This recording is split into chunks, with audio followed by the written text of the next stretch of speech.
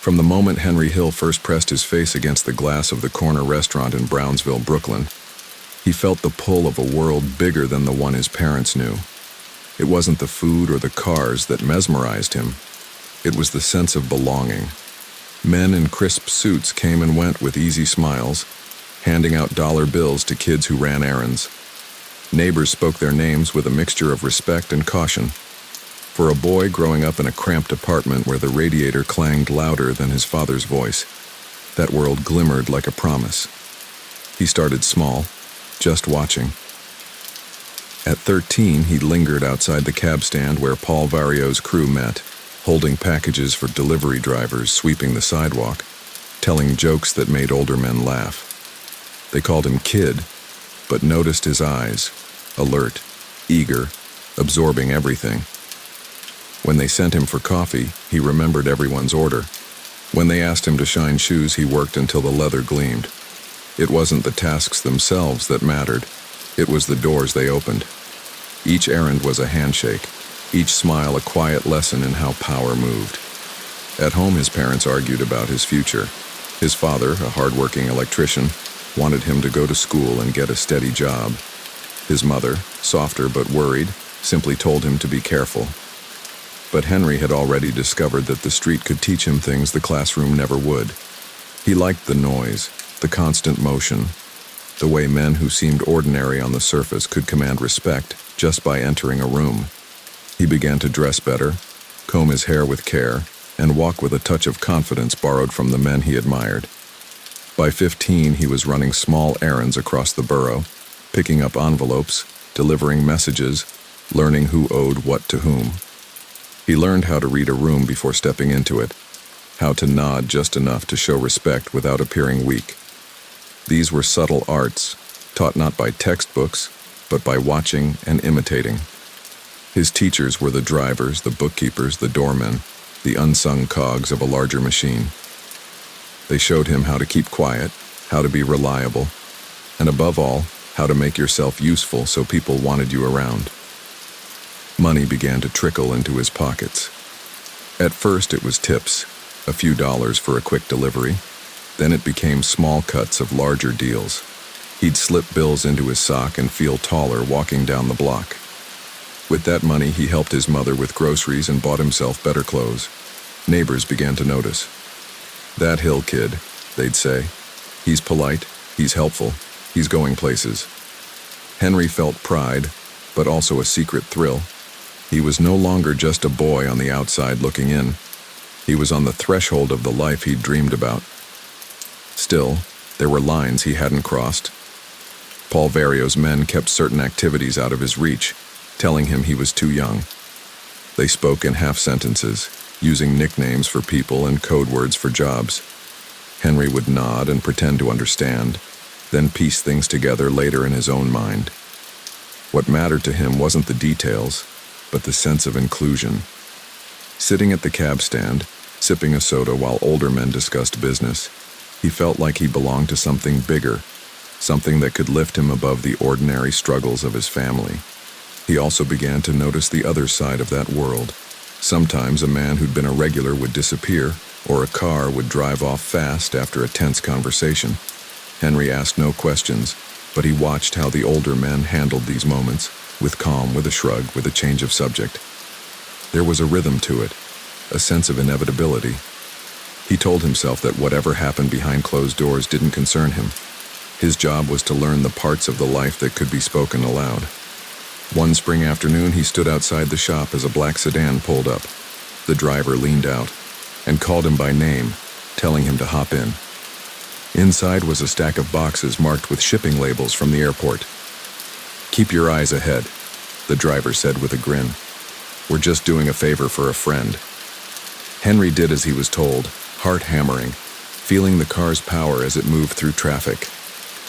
When they dropped the boxes off at a warehouse and handed him an envelope with more cash than he'd ever seen, he realized he had crossed another invisible threshold. From that day on, errands grew larger, envelopes thicker, and the nods of approval from older men more frequent. He was still technically just an errand boy, but now he was a trusted errand boy. He learned which phone booths were safe, which diners to meet in, how to change a route if he thought someone might be watching. It was a secret education, and he soaked it up eagerly. Every successful job, every satisfied smile from Paul Vario or one of his lieutenants felt like another step up an invisible ladder. At night, lying in bed while his father snored in the next room, Henry stared at the ceiling and imagined his future. He saw himself with his own car, his own crew, his own table at the best restaurants. He didn't think about risk or consequences. All he saw was freedom. Freedom from the small apartment, from the noise of the radiator, from the gray predictability of ordinary work. He thought about the men who had taken him under their wing and believed they would never steer him wrong. In his youthful certainty, he mistook opportunity for destiny. Yet even in those dreams, there was a flicker of unease. Sometimes he would remember the face of a man who had vanished or the way his mother's eyes filled with worry when he came home late. But he pushed those thoughts aside. Tomorrow there would be another envelope to deliver, another nod from an older man, another lesson in the art of belonging. And so Henry Hill drifted deeper into the life that glimmered just beyond the corner store window, still believing it was the only life worth living. The next morning brought an unexpected knock at his door. The knock came again, louder this time, and Henry scrambled from his bed. Through the thin curtain, he saw a familiar face from the cab stand, one of Paul Vario's drivers, a man who always wore a hat pulled low over his eyes. Henry's heart raced. It was early, too early for an errand, which made the visit feel important. He slipped on his shoes and opened the door. "Kid, you up for a run?" the man asked in a low voice. "Paulie wants you down at the yard." Henry didn't hesitate. "Yeah, sure," he said, though his pulse thudded in his ears. He threw on a jacket and followed the man to a waiting car. As they pulled away from the curb, Henry felt that mixture of excitement and nervousness he had begun to crave, the feeling that his life was about to change again. They drove in silence to a warehouse near the Brooklyn waterfront. Inside, men he had only glimpsed from a distance were gathered around a table with ledgers and coffee cups. The smell of cigarette smoke and fresh paint mixed in the air. When Paul Vario looked up and saw Henry, he gave a small nod. "This is the kid I told you about," Paul said. "He listens. He keeps his mouth shut." Henry stood straighter. It was the first time Paul had spoken about him like that in front of others. A man with thick glasses handed Henry a clipboard and told him to check off names as drivers came in with deliveries. It seemed like a simple job, but Henry sensed it was also a test, a way to see if he could handle responsibility, keep track of details, and stay calm while men came and went asking questions he couldn't answer. For hours he moved between the doorway and the table, ticking boxes, writing initials, memorizing faces. He heard snippets of coded conversations, talk of shipments, of friends and favors, of numbers that didn't quite match what was written on the boxes. But he didn't react. He just smiled, politely collected signatures and made notes. Inside, though, he felt a thrill. They were letting him stand at the edge of real business. At lunch, Paul beckoned him over. "Sit, eat something," he said, sliding a sandwich across the table. "You did good today. We can use someone who pays attention." Henry's chest swelled. "Thank you," he said, trying to keep his voice steady. Paul leaned closer. "You want to be around us. You got to learn patience. Everyone's in a hurry, but hurry makes mistakes. You watch, you learn, you take your time." He tapped Henry's temple with a finger. "This is more important than these," he added, holding up his hands. "You got brains, use them." The rest of the week, Henry reported to the warehouse each morning. He learned which trucks were legitimate and which weren't, how to match paperwork with cargo, how to spot when someone was nervous. By Friday, the men greeted him by name. One gave him a roll of bills for his trouble. "You're earning your seat," the man said. "Keep it up." At home, his parents noticed the change. His mother asked where the money was coming from. "Odd jobs," he told her, avoiding her eyes. His father, tired from a double shift, muttered about school. Henry nodded but felt himself slipping further from their world. He wasn't just running errands anymore. He was part of a system that had its own rules, its own rewards. One evening after closing the warehouse, Paul invited Henry into the back office. "Sit down, kid," he said. On the desk lay a small stack of envelopes. "These go to 3 different addresses. You drop them off, you don't ask questions. Think you can handle that?" Henry nodded. Paul smiled faintly. "I know you can, but listen to me. Every move you make like somebody's watching. You get me? You keep your eyes open, you stay polite, and you get out quick." That night, Henry delivered the envelopes across Brooklyn. Each stop was in a different kind of place. A tailor shop, a barber shop, a diner. The men who received them all seemed to know him already, greeting him by name, thanking him with a handshake. By the time he returned home, he felt not just trusted, but woven into a network he barely understood. The city felt smaller now, connected by invisible threads he had begun to trace. As weeks turned into months, Henry's role expanded. He arranged pickups at the airport, coordinated deliveries to restaurants, and learned how to smooth over minor disputes before they grew into problems. He also began to see how the men balanced generosity and authority, slipping money to a widow one day, raising their voices at a late payer the next. It was a lesson in power. You gave enough to make people loyal, but you never gave up control. Henry liked the generosity part best. When he brought home groceries for his mother, or helped a neighbor with a bill, he felt like the men he admired. He told himself he was helping people, not hurting them. But he also noticed that once you started helping, people expected it. They began to lean on you, to owe you. And once someone owed you, you had leverage. Even at his young age, Henry grasped that this was the real currency of the life he was entering. One rainy night, he found himself alone with Paul in the back of the cab stand. The older man was counting cash and writing figures in a notebook. "Kid," Paul said without looking up, "you ever think about what you want out of all this?" Henry hesitated. I want to be good at it. I want to belong." Paul looked at him then, eyes sharp but not unkind. "Belonging's easy. You show up, you keep quiet, you do what you're told. But being smart, staying free, that's harder. Don't ever forget that." Henry nodded, though he didn't fully understand. He was still chasing the glow of approval, still measuring his worth in envelopes and nods. But the words lodged somewhere in the back of his mind. By late summer, Henry had his own small crew of younger kids running errands for him, carrying packages, shining shoes, passing along messages. He paid them out of his cut and taught them the same lessons he'd been given. Be polite, be quick, be invisible. It felt like a graduation of sorts. He was no longer just a kid at the edge of the room. He was part of the rhythm now, passing it along. Yet the more he rose, the more he noticed the tension beneath the surface. A driver fired for skimming money, a shopkeeper suddenly closing, a man who had been a regular at the cab stand no longer showing his face. Henry didn't ask questions, but he couldn't help noticing. The world he'd idealized as glamorous had shadows he couldn't ignore forever. One Sunday morning, he walked past the corner restaurant where he had once pressed his face to the glass. Inside, men in suits still laughed and passed envelopes. He realized he had moved from the outside to the inside, but he also wondered, just for a moment, if there was an outside anymore, or if the door had closed behind him without his noticing. That evening, as he counted his week's earnings, the phone rang. A voice he didn't recognize gave him an address and a time. "Be there," the voice said.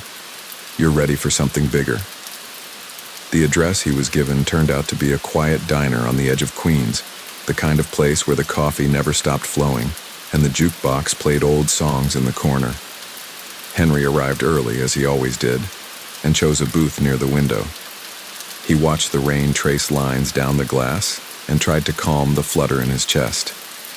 This was the first time someone he didn't know had called him directly. Whatever was coming next, it felt like another threshold. A tall man with a soft voice slid into the booth opposite him. He introduced himself only as Jimmy. Henry had heard the name whispered before, usually followed by words like smart and moves fast. Jimmy smiled as if they were old friends. "Paul says you're reliable," he said, "that you don't ask questions." Henry nodded. "I try to do things right." Jimmy leaned forward. "We're putting together a little operation at the airport, nothing wild. We just need someone who can be trusted with small details. Interested?" Henry hesitated only for a heartbeat. "Yes," he said. Jimmy's smile widened. "Good. You'll start by watching, taking notes, learning who's where and when. We're not looking for heroes. We're looking for people who do what they're told." Over the next few weeks, Henry became a regular face at John F. Kennedy Airport, not as a passenger but as a silent observer. He watched the flow of trucks, the schedules of night shifts, the routines of warehouse clerks. He memorized which gates handled which shipments and which guards were friendly. He carried a clipboard and wore a worker's jacket, blending in with the endless stream of employees. Nobody looked twice at him, which was exactly what Jimmy wanted. Henry felt a strange satisfaction in this quiet work. It wasn't flashy like the movies. It was patient, methodical, almost like a game of chess. Every day he added another piece to the puzzle. Who locked which door, when a certain truck left, where a certain key was kept. In the evenings, he'd meet Jimmy and a few others at a coffee shop to relay what he'd seen. They would listen, nod, and tell him to keep watching. He realized that this was what Paul had meant about patience. Before any big move, you learned the ground you stood on. During these weeks, Henry's life at home became even more split. By day, he was the attentive son, helping his mother carry groceries, telling his father he was working odd shifts. By night, he was part of a quiet ballet of planning and timing. He was careful with his words and careful with his movements. He started leaving his watch on the dresser so he wouldn't glance at it nervously in public. He made sure to always take a different route back from the airport. It wasn't paranoia, it was discipline. As the plan grew closer to execution, Henry noticed changes in Jimmy too. The man who had been all smiles and easy jokes grew quieter, more focused. He talked about schedules and protocols instead of stories. He gave Henry small tests, asking him to deliver sealed envelopes, to pick up packages from lockers without being seen. Each task was like a rung on a ladder, and Henry climbed without slipping. There were moments of doubt. One evening, sitting on a bench outside the airport watching planes lift into the night sky, Henry thought about his father's calloused hands and his mother's tired eyes. He wondered what they would think if they knew what he was doing. But then he thought of the envelopes, the respect, the feeling of belonging, and the doubts melted like fog under sunlight. He told himself he was still just running errands, still learning. Finally, the night came when Jimmy said, "We're ready." Henry's part was still small, just making sure a door was open at the right time and a certain truck was waved through without delay. But even a small part felt huge when everything had been planned for weeks. He spent the whole day rehearsing in his head, checking his route, imagining every step. He wanted to prove himself, to show he could handle more than coffee runs and clipboards. The operation went off without drama. Trucks moved, doors opened, cargo disappeared into the night. Henry barely spoke a word. He did his part, walked away, and caught a bus home like any ordinary worker finishing a late shift. The next morning, as he poured milk into his cereal, he felt the odd mix of adrenaline and anticlimax, all that planning, and yet the moment itself was almost invisible. Later that week, Jimmy called him back to the diner. This time the smile had returned. "Good work," he said simply, sliding an envelope across the table. Inside was more money than Henry had ever held at once. "This is just a taste. Keep doing things right, and you'll have more than you know what to do with." Henry tried to thank him, but Jimmy waved it off. "Don't thank me. Just stay smart. Stay quiet. You've got a good head on your shoulders. Use it." As Henry walked out into the sunlight clutching the envelope, he felt taller, older. He had crossed another line, and there was no going back. The city streets that once felt so large now felt like a map he had begun to draw himself. Yet somewhere deep down, the echo of Paul's warning remained. Belonging is easy. Staying free is harder. That night, lying awake, Henry stared at the ceiling and thought about the future. He saw cars, suits, restaurants, travel. He didn't see risk or loss. He told himself he was just getting started. He had no idea that each step upward carried a shadow with it, waiting for the day it would catch up. A week later, Jimmy invited him to sit in on a meeting with two new faces from out of town. "They've got a proposition," Jimmy said.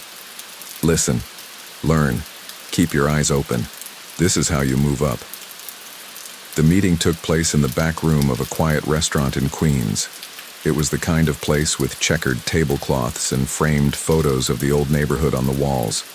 A jukebox played softly in the front, masking the low hum of conversation behind the swinging kitchen door. Henry arrived early again, as he had been taught, and waited at a small table sipping soda from a straw, rehearsing in his head the rules Jimmy had drilled into him. Watch, listen, speak only if spoken to. The two men from out of town arrived together. They were well-dressed but understated. Dark suits, polished shoes, no flashy jewelry. Jimmy greeted them like old friends, hugging each in turn, then gestured for Henry to follow. They passed through the kitchen where cooks stirred pots without looking up, and into a windowless room lined with shelves of wine bottles. A single bulb hung overhead, casting a warm glow on the table. "Sit," Jimmy said, nodding to Henry. "Just listen. This is good for you." The men introduced themselves with first names only. One spoke with a slight accent, the other with a clipped tone that suggested years of business calls. They talked about shipments coming through the airport, about restaurants needing certain supplies, about making sure everything moves smoothly. The words were all ordinary.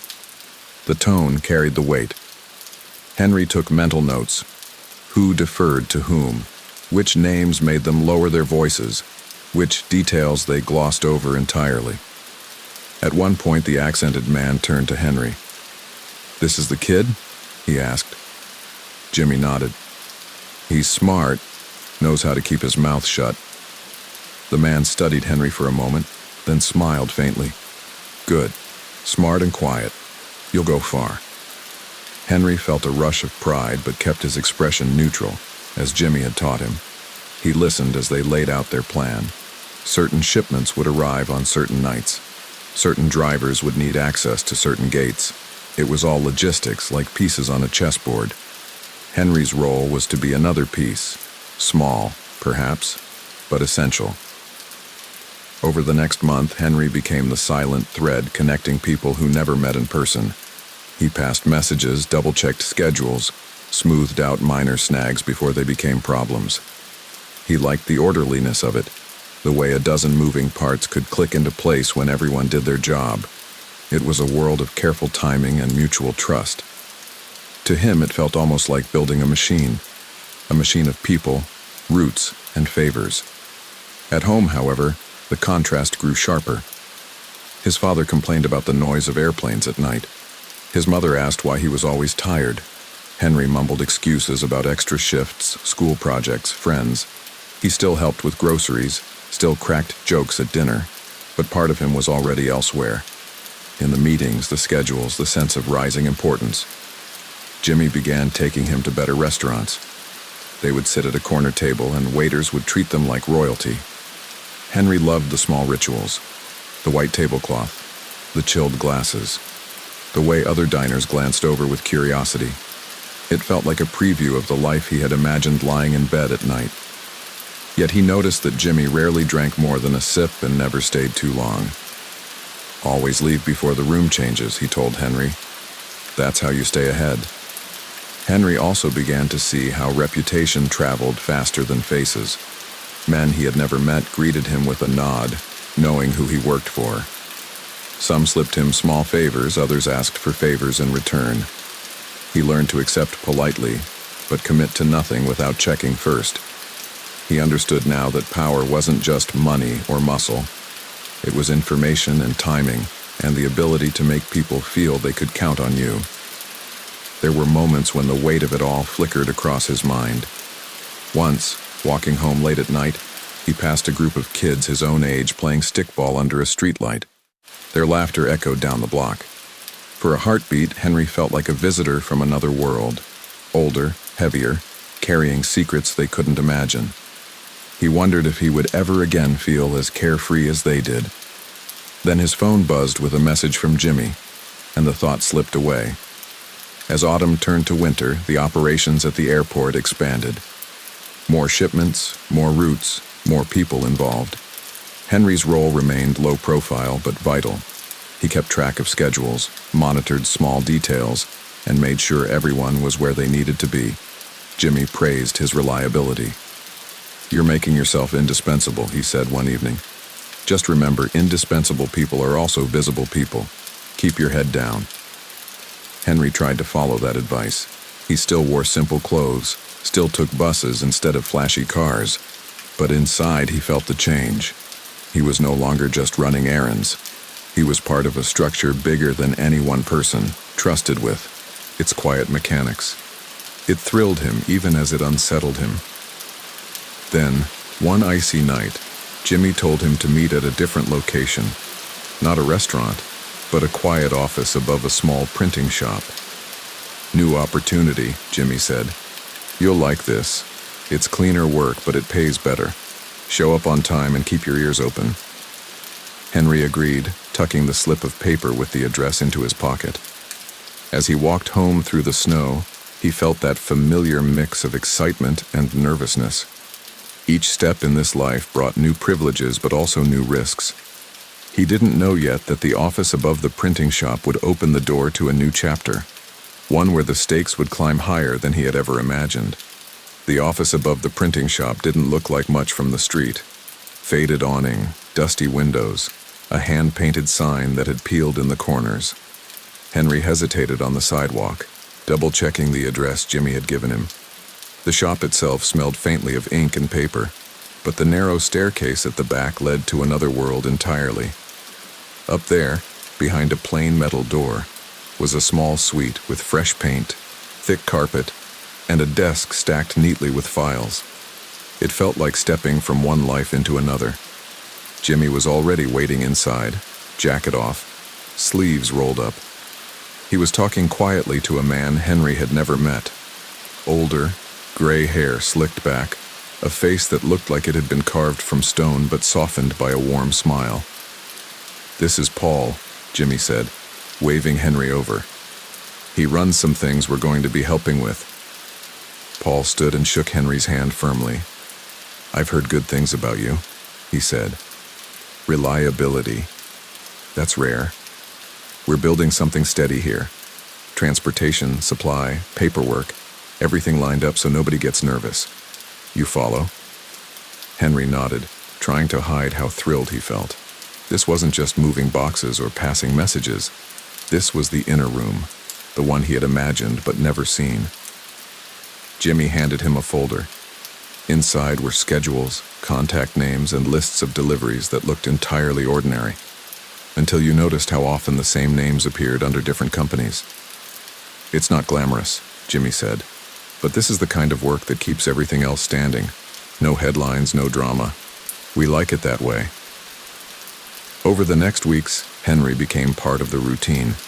He learned which trucks to check, which papers to sign, which calls to answer with a simple all clear. He kept records, double-checked invoices, arranged small favors with dock workers who liked extra coffee or a warm lunch on a cold day. It wasn't dangerous. It was meticulous. And Henry was good at it. Every once in a while, Jimmy would stop by the office, drop a hand on Henry's shoulder and ask, "Everything smooth?" Henry would run through the updates, point out a minor hiccup here or there, and watch Jimmy nod approvingly. That nod became Henry's quiet badge of honor. But the more smoothly things ran, the more attention they drew from outsiders who didn't understand the delicate balance. A few ambitious men tried to jump the line, demanding favors Henry wasn't authorized to grant. He learned how to smile politely and deflect without making enemies. "You've got a good touch," Paul told him after one such meeting. "You don't escalate. That's how you last." Henry began to notice how different this life felt compared to the images he'd grown up with. No wild parties, no shouting matches, no street fights. It was mostly coffee, phones, and quiet rooms filled with paper. Yet the respect that came with it was real. People returned his calls, opened doors for him, offered to smooth things out. He was still young, but he was being treated like someone who mattered. At home, though, the gap widened. His friends talked about college, jobs, and girlfriends. Henry's days were filled with schedules and ledgers. He still made time for family dinners, but his mind was elsewhere. Sometimes, late at night, he'd sit by his window listening to the city hum and wonder if he had crossed an invisible line, if there was any going back to being just another kid from the block. One evening, Jimmy invited him to ride along to a meeting at the airport. It wasn't Henry's first time there, but something about the night felt different. The air was crisp, planes roared overhead, and the tarmac lights glowed like distant stars. They parked near a service gate where a small group of men waited, clipboards in hand. These weren't strangers. They were part of the network Henry now knew by heart. Jimmy spoke quietly with them, then turned to Henry. "Watch how this is done. This is what separates us from the amateurs." Henry stood back and observed. No raised voices, no threats, just signatures, small talk, and a handshake. A van rolled by, stopped briefly, and continued on. To any outsider, it was nothing special. To Henry, it was the culmination of dozens of careful steps, schedules, favors, timing, trust. On the way back, Jimmy explained, "People think this life is all about noise. It's not. It's about quiet. You keep things quiet, and you can build something that lasts." Henry absorbed that lesson deeply. It became part of how he moved, how he spoke, how he planned. He was no longer just a kid eager to belong. He was becoming someone who understood the gears inside the machine. Yet under that calm surface, a subtle shift was beginning. More money was flowing, more people wanted a piece, and the circle was widening. Henry began to field calls from people he didn't know, offering opportunities that sounded tempting but felt off. He turned them down politely, remembering Jimmy's warning about visibility. Still, the calls kept coming. One night, sitting alone in the office, Henry stared at the neatly stacked folders and realized how far he'd come from shining shoes and running small errands. He had a desk now, a key to an office, and the trust of men who valued quiet competence. But he also had a phone that never stopped ringing and a calendar that never stayed empty. It was a different kind of pressure, one that didn't bruise the skin but settled in the chest. As he locked up and stepped into the cold night air, Henry thought of his younger self watching planes at the fence and dreaming. Back then it had all seemed simple. Get in, rise up, be respected. Now he was inside the dream, and it was bigger, heavier, and more complicated than he'd imagined. The city lights shimmered on the wet pavement as he walked to his car, wondering what the next chapter would demand of him. Winter settled over the city like a heavy blanket. Henry would wake before dawn, scrape frost off his windshield, and drive through streets still half asleep. The office above the print shop had become a second home. Same worn carpet, same hum of the old radiator. But lately it felt different. There was more cash moving, more new faces, and with them came a new kind of tension. He could feel it in the way people paused before answering a question or lowered their voices when the phone rang. Jimmy noticed it too. "Keep your eyes open," he told Henry one morning over black coffee. "We're solid, but when things grow fast, corners get cut. Corners bring attention." He tapped the side of his mug for emphasis. "Attention is what we don't want." Henry tried to follow the advice. He double-checked invoices, insisted on face-to-face meetings with anyone new, and kept detailed notes. But some days it felt like trying to hold back a tide with his hands. A cousin of a friend wanted in on the delivery route. A stranger claimed he had connections at the airport. A small-time operator promised big returns if Henry would only bend a rule or two. Henry declined politely, but each refusal made him feel more like a gatekeeper than an apprentice. At home, Karen noticed the change. "You're quieter," she said one evening as she set the table. Like your mind's somewhere else even when you're here. Henry smiled but didn't answer. He wanted to tell her everything. The ledgers, the trucks, the men in suits who spoke in riddles. But he had learned to keep his world in compartments. It was safer that way. Then came a night that would mark the start of another chapter. Jimmy asked Henry to meet him at a diner on the edge of the airport property. It was one of those old chrome front places with a row of stools and a smell of frying onions that never quite left your clothes. Jimmy was already in a booth, coat still on, eyes scanning the parking lot. "There's an opportunity," Jimmy said quietly as Henry slid into the seat. "Big, but it has to be clean. No noise, no mistakes. We need someone we can trust to keep it on track." He didn't spell out what the job was. He never did in public. But Henry understood from the tone that it was different from moving crates or checking schedules. This was a step up. He hesitated. "Are we ready for that?" Jimmy smiled. "We're ready, if you're ready." Over the next weeks, Henry found himself at the center of planning sessions held in back rooms and quiet apartments. He learned to listen more than he spoke, to memorize details without writing them down, to spot the difference between a genuine contact and a braggart. The work demanded precision, but also calm, a steady hand on the wheel when everyone else was buzzing with anticipation. He also saw for the first time the full scope of Jimmy's network. Not just truck drivers and clerks, but union reps, small business owners, and even people with desks inside offices Henry had only seen from a distance. It dawned on him that this wasn't just about money, it was about influence, a lattice of favors and quiet understandings that stretched across the city. Sometimes, late at night after a meeting, Henry would park his car near the runway and watch planes lift into the sky, their lights vanishing into the dark. He remembered being a boy at the fence, dreaming. Now he was inside the world he had once admired, but it felt less like a dream and more like a machine he had to keep running. The job, whatever it truly was, unfolded without drama at first. Timetables were met, shipments moved smoothly, people showed up when they were supposed to. Henry kept his focus on the details, telling himself this was just another layer of logistics. But deep down, he knew the stakes were higher. A single slip could bring questions he wasn't ready to answer. And yet, despite the pressure, there were moments of quiet pride, watching Jimmy nod in approval after a flawless handoff. Hearing Paul say, "That kid's got sense," realizing he could step into a room full of older men and speak with confidence. Henry wasn't just an errand runner anymore. He was a trusted hand. Still, the more successful the operation became, the more it expanded, and with expansion came unpredictability. New partners appeared, some smooth-talking, some impatient. Henry found himself smoothing over disputes he hadn't created, keeping people calm, reminding them that the plan only worked if everyone played their part. It was exhausting but strangely satisfying, like keeping a complicated clock from losing time. On one particularly cold night, after everyone else had left, Henry stayed alone in the office, looking at the city through the frosted window.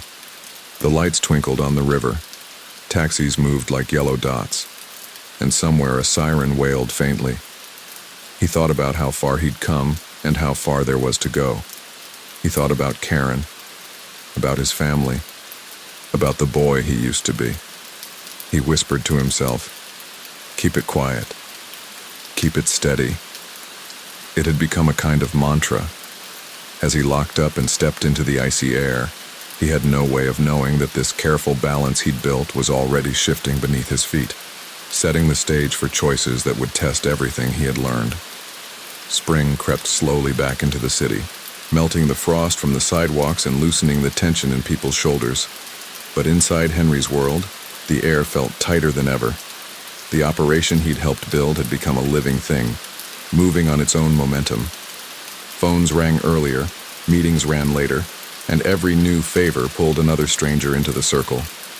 Henry kept telling himself it was still just logistics, but he could feel the quiet turning into a low hum of pressure.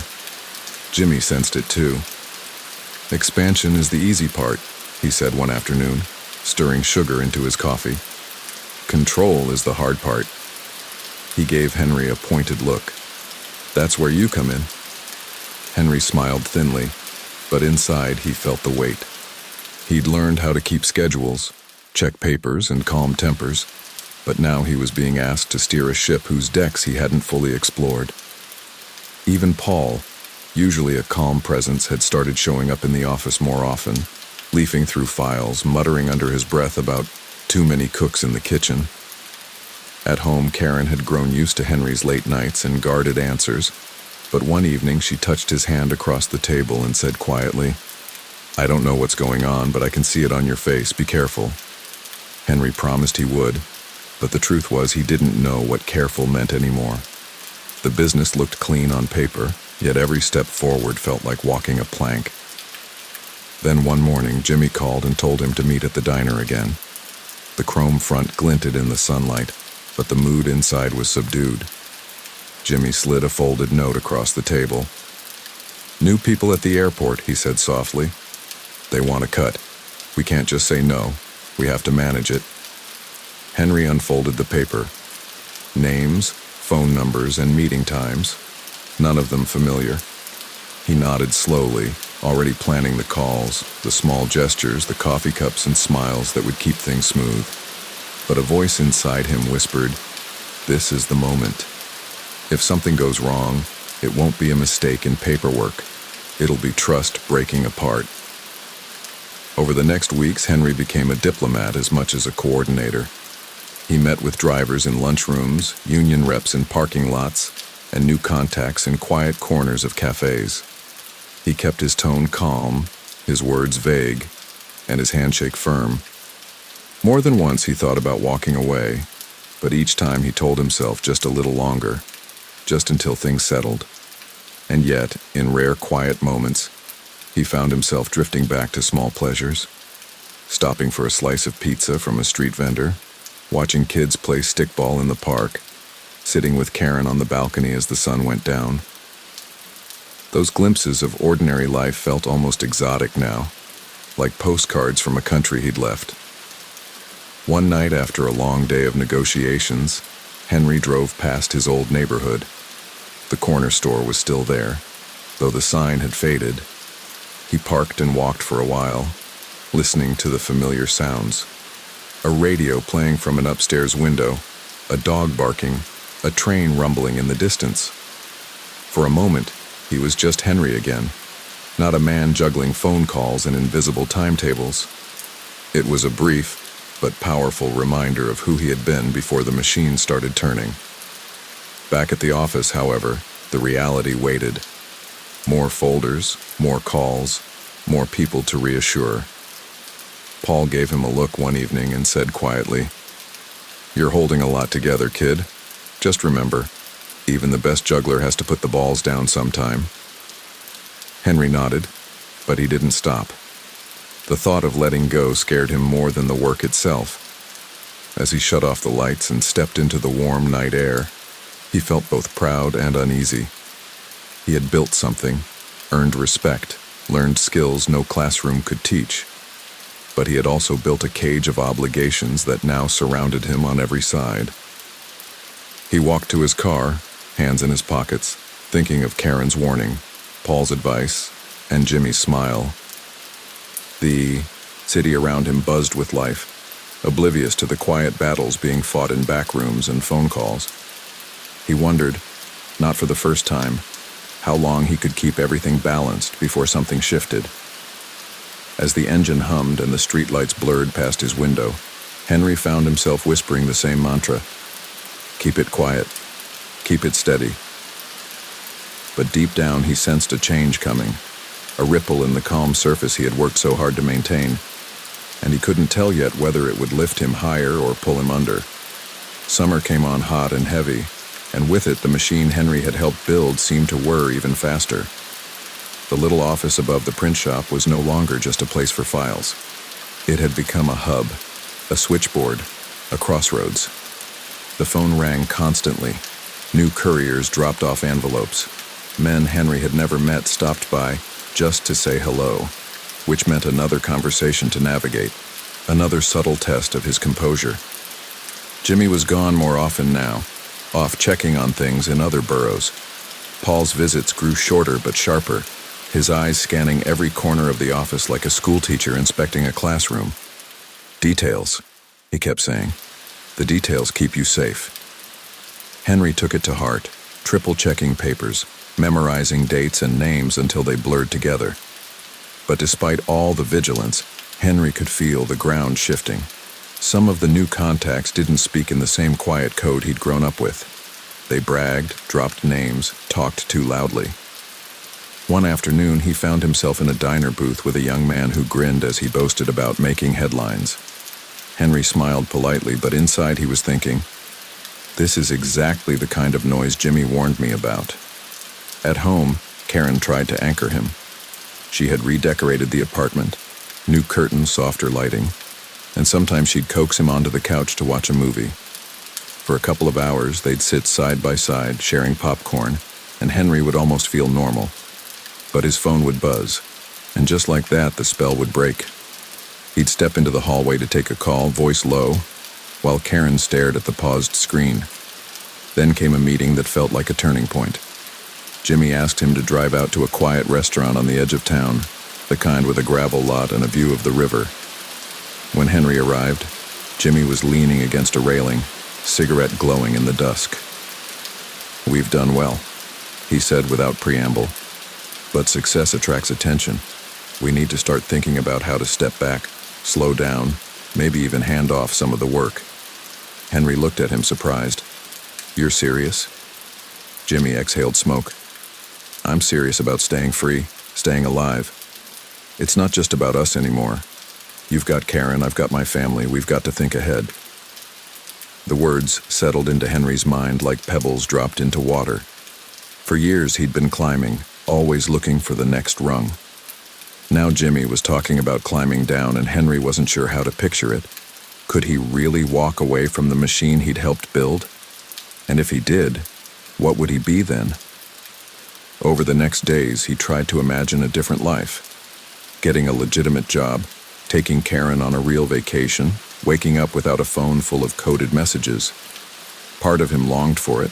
Part of him felt empty at the thought. The machine had become his identity. Without it, who was Henry Hill?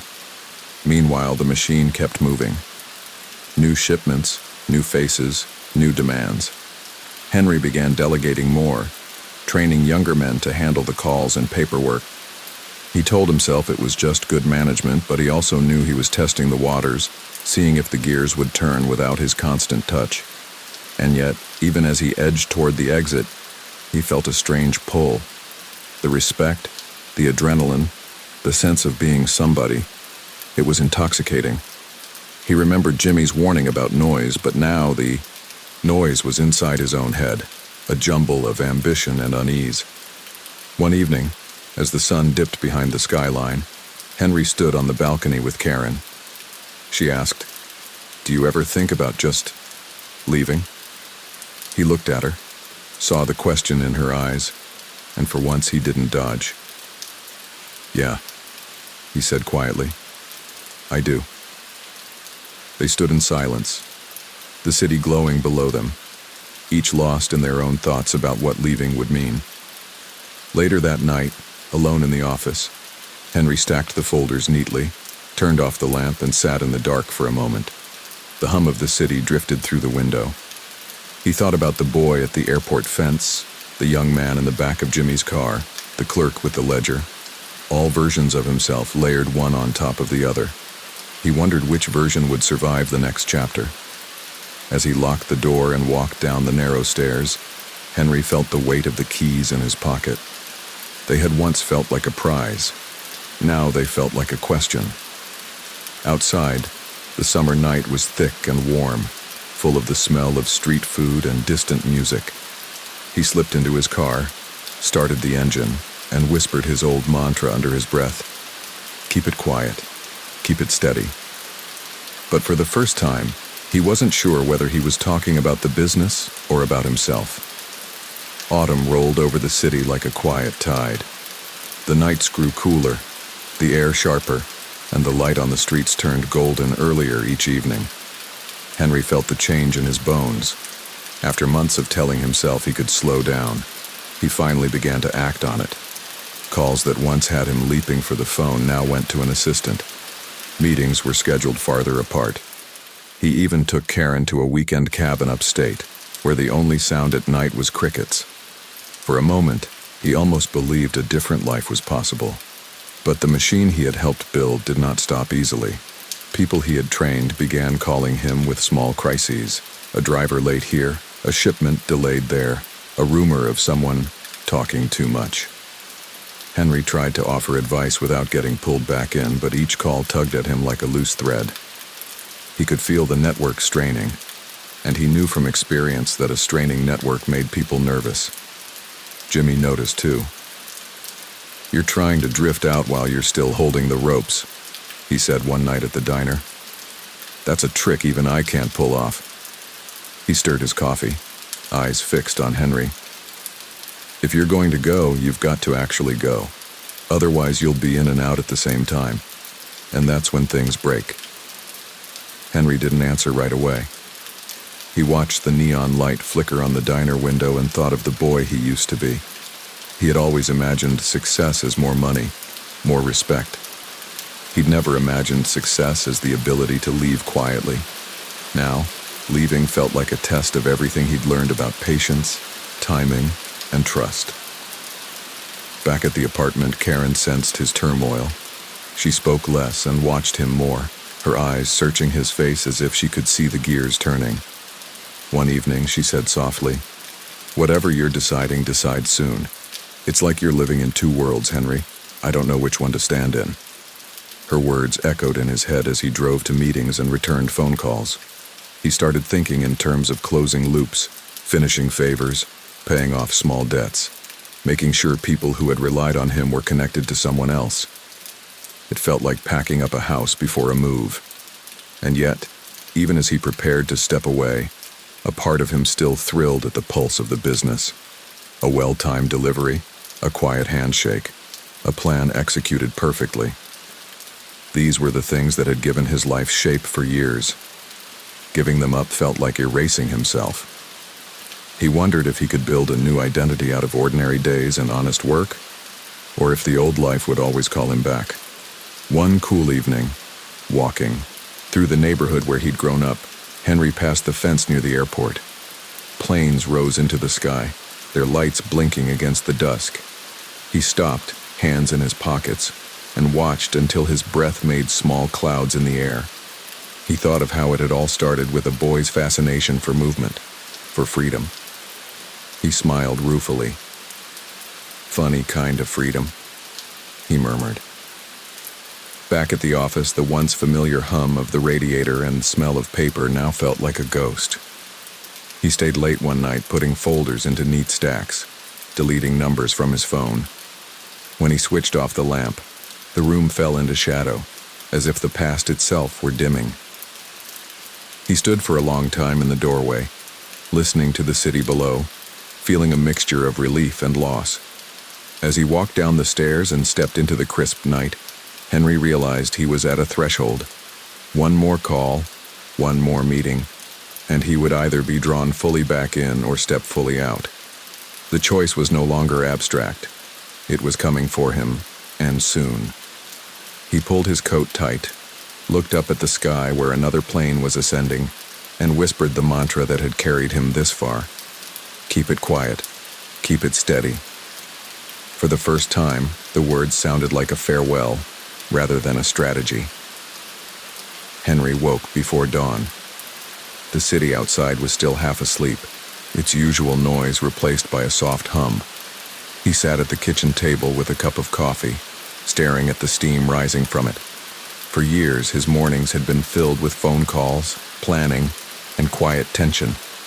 This morning, there was only the sound of Karen breathing in the other room and the distant rumble of a train.